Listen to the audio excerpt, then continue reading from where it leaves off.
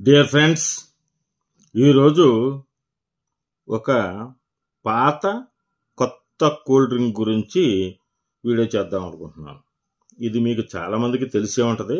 అయినా సరే మరొకసారి ఆ చరిత్రని గుర్తు చేసుకోవాలి కాబట్టి చేస్తున్నాను. దాని పేరు ఆర్టోస్ కూల్ డ్రింక్. దీని ఎరుగుదురా మీరు? మా వాళ్ళు కూల్ డ్రింక్ సీసాని కాయ అంటారు. తూర్పుగోదావరి జిల్లా రామచంద్రపురం ఆర్టోస్ కూల్ డ్రింక్ని ప్రేమగా ముద్దుగా రాంపురం కాయ అని పిలుచుకుంటారు. ఒక మంచి భలే రాజుగారు కాంట్రాక్టులు చేసేవారు. అప్పుడిప్పుడో 1910లో ఒకసారి కాంట్రాక్ట్ పని నిమిత్తం గవర్నమెంట్ ఆఫీస్కి వెళ్ళారట. ఆయన పేరు అడ్డూరి రామచంద్రరాజు గారు.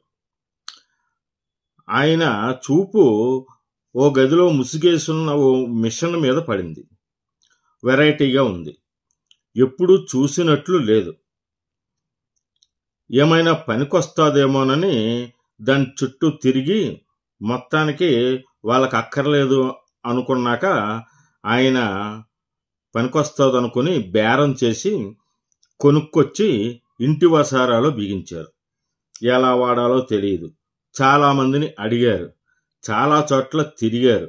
చివరాఖరికి వాల్తేరు రేవులో సొంకం కట్టించుకునే తెల్లదొరల్ని కలిశాక తెలిసింది ఏంటంటే అదో రకం సోడా తయారు చేసే యంత్రమని తేలింది.